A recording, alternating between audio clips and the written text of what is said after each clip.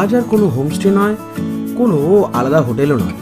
আজ কিন্তু একটা স্পেশাল জায়গা আপনাদের দেখাবো, যেটি হলো এই বাগরাকোটের নতুন লুপ ব্রিজ। গতকাল আমরা কাফের গাঁওতে এই কাফের হোমস্টেতে ছিলাম, যেটি হলো লোলেগাঁও থেকে জাস্ট 2 কিলোমিটার দূরে। আর আজকে আমরা এখান থেকে বেরিয়ে যাব। এবার বেরিয়ে যাওয়ার পালা। মনটা ভারী হয়ে গেল। যে কোনো ট্যুর কমপ্লিট হলে যেটা হয়, মনটা একটু ভারী হয়ে যায়। বাড়ি ফেরার পালা। গাড়ি স্টার্ট দিয়ে দিয়েছে, এবার উঠবো আর বেরোবো।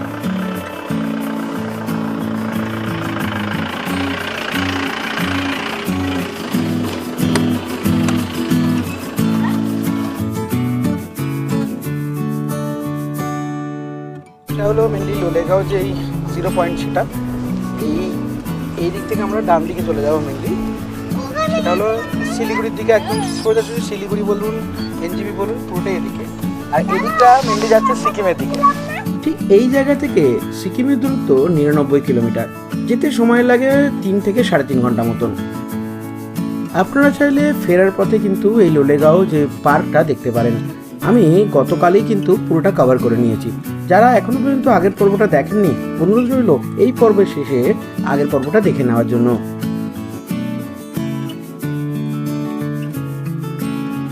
NH10 এর অল্টারনেটিভ রাস্তা কিন্তু এই রাস্তাটা তৈরি হয়েছে, যার দূরত্ব শিলিগুড়ি থেকে সিকিম প্রায় 176 কিলোমিটার, আর সময় লাগে 6 ঘন্টা মতন। যদিও এই রুটের ডিস্টেন্স অনেকটা বেশি, কিন্তু এখানকার সিনিক বিউটিও অনেক ভালো। এই রুটের কন্ডিশনও বেশ ভালো।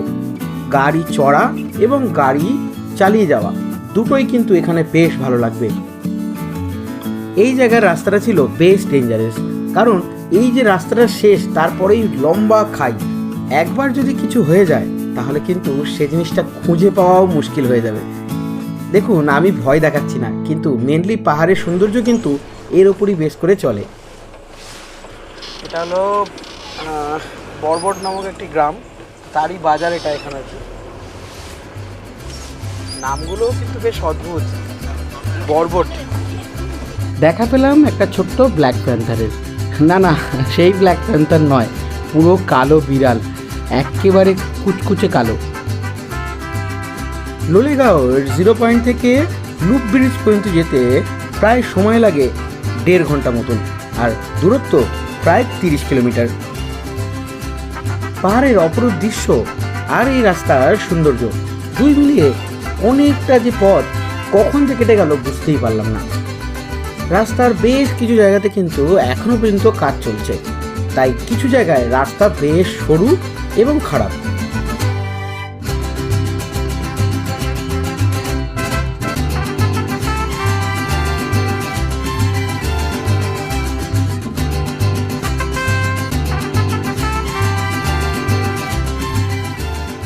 আমরা চলে এসেছি যে বাগরাকোটের যে নতুন যে লুপটা তৈরি হয়েছে সেটা। তো এই লুপটা এখন খুব ফেমাস, এখানে সকলেই রাইড করে আসে, আর আমাদের যাওয়ার পথেই পড়বে, তাই দেখে নিচ্ছি।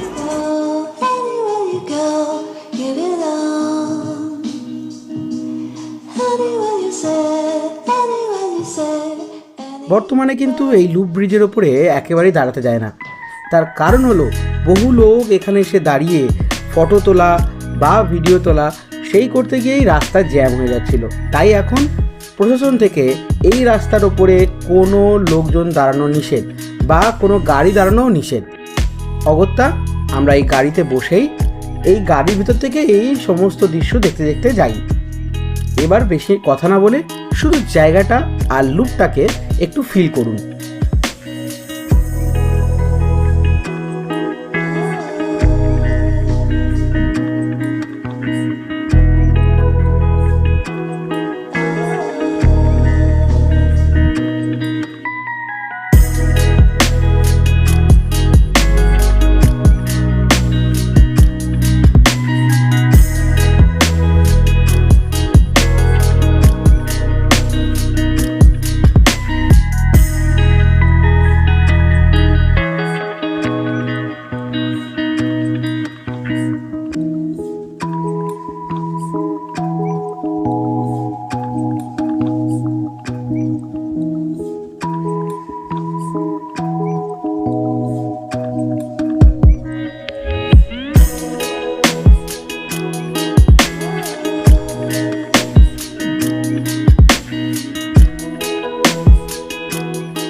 এই লুপ যদি শেষ হয়ে যায় ভাববেন যে আর কোনো এরকম টার্ন পাবেন না, তা কিন্তু নয়।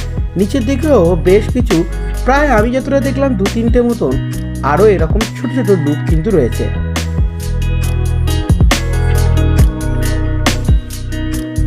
আমরা এখন ফিরবো এখান থেকে এনজিপিতে। আপনারা চাইলে শিলিগুড়িতেও কিন্তু যেতে পারেন। এই লুপ থেকে শিলিগুড়ির দূরত্ব 44 কিলোমিটার, যেতে প্রায় 1.5 ঘন্টা মতো সময় লাগে। আর এই লুপ থেকে যদি এনজিপি যান তাহলে 46 কিলোমিটার মতো, তারও সময় লাগে প্রায় 1.5 ঘন্টা মতন। বন্ধুরা, তাহলে এই পুরো পর্বটা আপনাদের কেমন লাগলো? আপনারা কিন্তু এই পর্বগুলো দেখার পর কমেন্টের মাধ্যমে আপনাদের মতামত আমাকে জানাচ্ছেন না। আমার কাছে আপনাদের মতামত খুব গুরুত্বপূর্ণ, তাই অবশ্যই ভালো লাগুক বা খারাপ লাগুক, আপনারা যদি কমেন্টের মাধ্যমে জানান তাহলে এই ধরনের আরও পর্ব নিয়ে আসতে বা আপডেট করে নিয়ে আসতে সুবিধা হয়। আজ ছিল 26শে জানুয়ারি, তাই কিন্তু রাস্তাঘাটে বেশ জ্যাম ছিল, তাই এনজিপি যেতে আমাদের বেশ সময় লেগেছিল।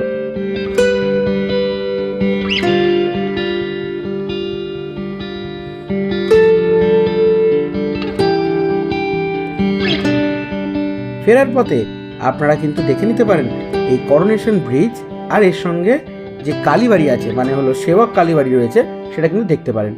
আমাদের সময় ছিল না, তাই আমরা সরাসরি চলে এসেছিলাম এনজিপির জন্য।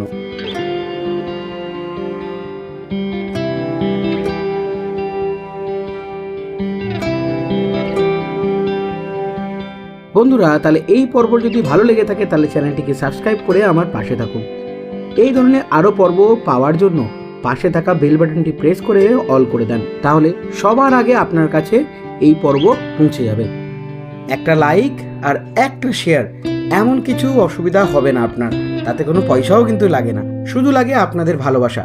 তাহলে একটা লাইক কমেন্ট পেতেই পারি তো। বন্ধুরা, তাহলে দেখা হচ্ছে পরের পর্বতে। ততক্ষণের জন্য টাটা, গুড বাই, সকলে ভালো থাকবেন, সুস্থ থাকবেন।